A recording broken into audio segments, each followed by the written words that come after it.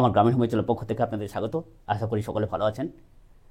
বন্ধুরা, আজকের এই বোর্ডের মাধ্যমে লিখে লিখে কিছু অ্যাসিডিটির হোমিও ঔষধ সম্বন্ধে আমি আলোচনা করব। আমি 1 থেকে 14টা পয়েন্ট করে নিয়েছি। 14খানা ডাইলিউশন। মাদার টিংচার সম্বন্ধে আমি পরবর্তীকালে একটা ভিডিওতে আলোচনা করব যে আপনার কোন কোন মাদার টিংচারগুলো কী প্রকার অ্যাসিডিটি বা অম্লরোগের ক্ষেত্রে ব্যবহার করবেন। আজকে শুধুমাত্র আলোচনা করব যে ডাইলিউশন, 1 থেকে 14টা ডাইলিউশন, যে ডাইলিউশনগুলো আপনার বাড়িতে যদি রেখে দেন 20 টাকা করে ফাইল, তাহলে 14 দুগুণে 28, 280 টাকার ওষুধ যদি আপনি বাড়িতে রেখে দেন, আপনার পরিবারের সকলের ট্রিটমেন্ট করতে পারবেন। কিন্তু কোন লক্ষণ থাকলে আপনি কোন ওষুধটা ব্যবহার করবেন সেই সম্বন্ধে আজকে আলোচনা করব। সঙ্গে যারা নতুন চিকিৎসা শিখছেন তারাও এই কটা ওষুধের সীমাবদ্ধ থাকবেন, দিলেই যথেষ্ট। কিন্তু লক্ষণগুলো আপনারা একটু বই দেখে পড়ে নেবেন, আর আজকে যদি সম্ভব হয় আমার ভিডিওটা দেখবেন। আশা করি কিছুটা হলেও উপকার আসবে। চলুন, এই প্রথম যে হোমিওপ্যাথি ওষুধ সেটা হচ্ছে নাক্স ভূমিকা। 1 নম্বর যে ওষুধটা নাক্স ভূমিকা। এই নাক্স ভূমিকা হোমিও ওষুধটাকে কোথায় ব্যবহার করবেন? যে সমস্ত ব্যক্তি বসে দিন অতিবাহিত করে, রাগী খিটখিটে, রোগা প্রকৃতির, খুব অলস প্রকৃতির, গুরুপাক দ্রব্যাদি খেতে পছন্দ করে কিন্তু সহ্য হয় না, অম্ল অ্যাসিড হয়ে যায়, তবু সে খেতে পছন্দ করে, নিজেকে সর্বজ্ঞানী মনে করে, এইরকম লক্ষণ যদি থেকে থাকে তাহলে সেখানে ব্যবহার করবেন। কনস্টিপেশন সঙ্গে যদি থাকে, প্রচণ্ড পরিমাণে 2-1 দিন ছাড়া পায়খানা করে, আবার পায়খানার বেগ থাকে, একটু একটু করে পায়খানা হয়, মনে হয় যেন অনেকটা পায়খানা হবে কিন্তু হয় না, এইরকম লক্ষণ যদি থেকে থাকে তাহলে সেখানে কিন্তু নাক্সপম। আর টক ঢেকুর, অম্ল অ্যাসিড, আপনি কোনো কর্মবাড়িতে খেতে যাচ্ছেন, আপনার টক ঢেকুর হয়, অ্যাসিড হয়, অম্ল হওয়ার ভয় আছে, আপনি 1 ফোঁটা ওষুধ খেয়ে গেলেন, আবার সেখান থেকে ভোজন করে আসার পরে, আহার করে আসার পরে আপনি 1 ফোঁটা খেলেন, দেখবেন আপনি খুব সুস্থ থাকতে পারবেন। যাদের অতিরিক্ত, আপনারা যে বাজার থেকে বিভিন্ন রকম অ্যান্টাসিড কিনে খান, সেগুলোর পরিবর্তে নাক্সপম অনেকটাই ভালো। অনেকে বলেন যে নাক্সপম বেশি দিন খেতে নেই, তাতে ক্ষতি হয় না। বেশি মাত্রায় খেতে নেই, একসঙ্গে 8-10 ফোঁটা সূক্ষ্ম মাত্রায় খেতে হবে। আপনি অনেক দিন খান, কোনো সমস্যা নেই, কিন্তু স্থূল মাত্রায়, বেশি মাত্রায় একসঙ্গে 10 ফোঁটা 12 ফোঁটা, মাদার টিংচার একসঙ্গে 10 ফোঁটা 12 ফোঁটা, এগুলো খেতে নেই। ডাইলিউশনও এরকম খেতে নেই, সূক্ষ্ম মাত্রায় হোমিওপ্যাথি। কিন্তু রোগী বা মানুষ বিশ্বাস হারিয়ে ফেলেন, 1 ফোঁটা কাজ হবে, এই হচ্ছে মানুষের মৌলিক ভ্রম। যাই হোক, চলুন, যে দ্বিতীয় যে ওষুধটা সেটা হচ্ছে কি, এই যে দ্বিতীয় যে ওষুধ কার্বোভেজ। কার্বোভেজ কোথায় ব্যবহার করবেন? দেখবেন পেটটা খুব দমসম ফুলে আছে, জয় ঢাকের মতো, পেটে প্রচুর পরিমাণে বায়ু জমে, বায়ু যে নিঃসরণ হয় সেটা দুর্গন্ধযুক্ত, মুখে দুর্গন্ধযুক্ত, পেটে সর্বদাই বায়ু জমে যায়, পায়খানাটা আঠালো আঠালো টাইপের, বায়ুটা প্রচণ্ড পরিমাণে দুর্গন্ধযুক্ত, সেখানে কার্বোভেজ ব্যবহার করবেন। কার্বোভেজের বিশেষ লক্ষণ হচ্ছে সর্বদাই পেটটা ফুলে থাকা, চোয়াম ফসকা ঢেকুর ওঠা, এইরকম যদি লক্ষণ পেয়ে থাকেন তাহলে অবশ্যই করে কার্বোভেজ ব্যবহার করবেন। তাহলে 3 নম্বর যে ওষুধটা সেটা হচ্ছে চায়না। চায়না কোথায় ব্যবহার করবেন? পেটটা ফুলে থাকা, আর পাতলা টাইপের পায়খানা, আপনি যে পায়খানাটা করছেন গড় হজমযুক্ত, গোটা গোটা পায়খানা, আপনি সকালে যেটা খেয়েছেন বিকেলে পায়খানা করতে গেলে সেটা গোটা নির্গমন হয়। বাচ্চাদের এরকম সমস্যা বেশি হয়ে থাকে, সঙ্গে যদি উদরাময় থাকে, আর পাতলা মল, গোটা খাদ্যদ্রব্য নির্গমন, এইরকম যদি দেখে থাকেন তাহলে সেখানে কিন্তু চায়না ব্যবহার করবেন। আরও বিশেষ একটা লক্ষণ, সেটা যদি দেখেন যে গলার কাছে বা বুকের কাছে কিছু আটকে থাকা, বিশেষ করে বুকের কাছে কিছু আটকে থাকা থাকলে সেখানে কিন্তু অবশ্যই করে চায়না ব্যবহার করবেন। পেটটা দমসম হয়ে ফুলে থাকা, পেটে কোনো ব্যথা নেই, কিন্তু আর পাতলা পায়খানা, গোটা মল নির্গমন, গলা বা বুকের কাছে কিছু আটকে থাকা, বিশেষ করে বুকের কাছে কিছু আটকে থাকা থাকলে চায়না দারুণ কাজ করে। এবার আসি লাইকোপোডিয়াম। লাইকোপোডিয়াম কোথায় ব্যবহার করবেন? যদি উপর পেট ব্যথা থাকে, এই যে উপর পেট আর নিচ পেট, এই নিয়ে কিন্তু মতিভ্রম আছে অনেকের। কে বলে নিচের পেটে ব্যথা ভালো কাজ করে, কে বলে উপর পেটে, কিন্তু আমি উপর পেটে ব্যবহার করে দারুণভাবে কাজ পাই। আপনারা ব্যবহার করুন, আমি বলছি কাজ পাবেন।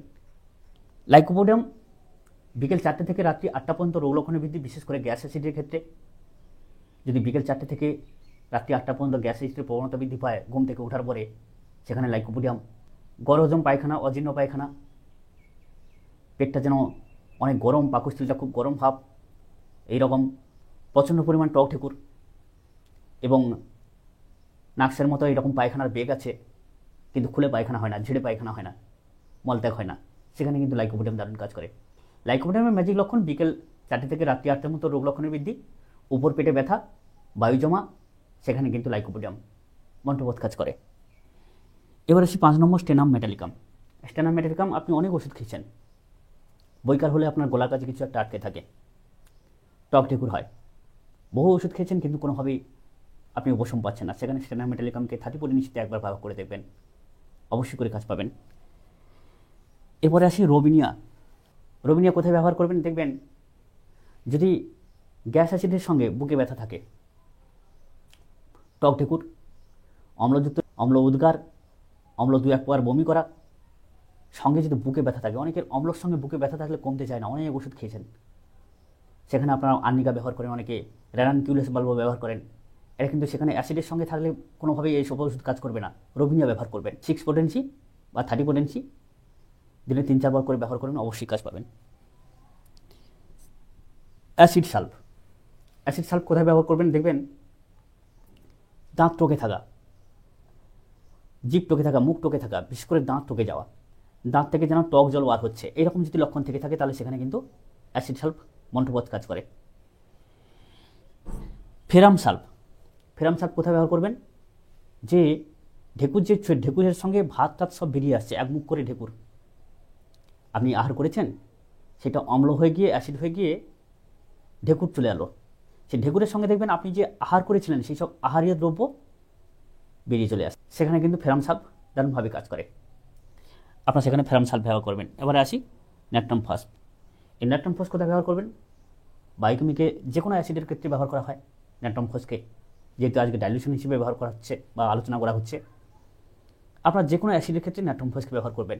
টকযুক্ত উদ্গার, ঢেকুর, টক বমি, টক গন্ধযুক্ত পায়খানা, সবুজ মল পায়খানা, সঙ্গে টকযুক্ত গন্ধ আছে, সেখানে ব্যবহার করবেন ন্যাট্রাম ফস, অবশ্যই কাজ পাবেন। Irish verse.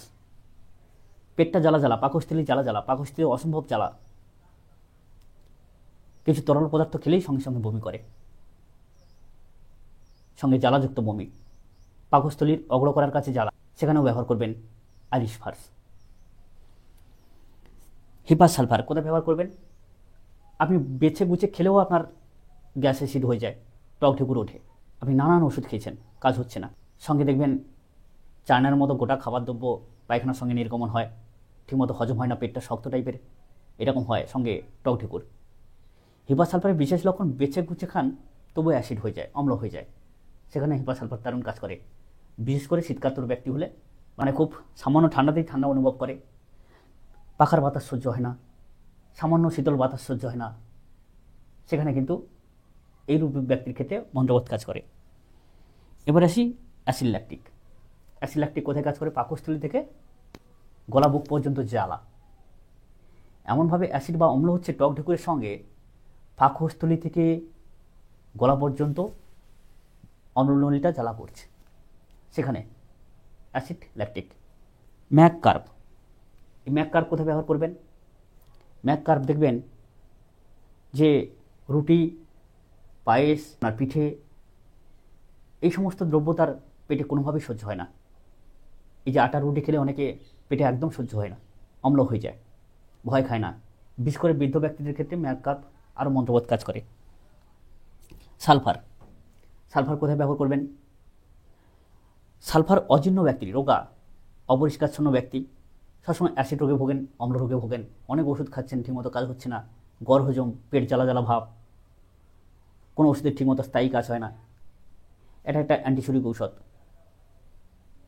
পেটের সমস্যা থাকলে আর এরকম অ্যাসিড থাকলে অবশ্যই কাজ করবে, ব্যবহার করবেন। এবার যে ওষুধটা সেটা হচ্ছে লাস্ট হচ্ছে সরিনাম, পি সরিনাম যাকে বলে। এই সরিনাম ওষুধটা কিন্তু যারা দীর্ঘদিন গ্যাস অ্যাসিড রোগে ভুগছেন, কোনোভাবেই কোনো ওষুধের নিস্তার নেই, আপনার চিকিৎসা ছেড়ে দেবেন, অন্য ওষুধ, নির্বাচিত ওষুধ ঠিকমতো কাজ করছে না, একবার অন্তত আপনি সেখানে কি করবেন, এই সরিনাম ওষুধটাকে 1 পোটেন্সিতে 3 দিন অন্তর খাবেন, এরকম 4টে ডোজ খেয়ে বন্ধ করে দিন, দেখবেন আপনার পিছনের নির্বাচিত ওষুধগুলো কাজ করতে থাকবে। আর যদি না কাজ করে, পরবর্তী যে ওষুধ নির্বাচনের ক্ষেত্রে রাস্তাটা কিন্তু সুপ্রশস্ত হয়ে যাবে, রাস্তাটা তৈরি হয়ে যাবে, আপনি সঠিকভাবে একটা ওষুধ নির্বাচন করতে পারবেন। বন্ধুরা, এইভাবে কিন্তু ওষুধগুলোকে আপনারা 30 GX 200 1M যে কোনো পোটেন্সিতে, ধরুন সবেমাত্র যারা এরকম রোগে ভুগছেন তারা GX ব্যবহার করবেন, বাচ্চাদের ক্ষেত্রে GX ব্যবহার করবেন, 30 পোটেন্সি তারাই ব্যবহার করবেন যাদের রোগটা একটু পুরনো, যারা একটু বয়স্ক 15 বছরের ঊর্ধ্বে, তারা 30 পোটেন্সি ব্যবহার করবেন।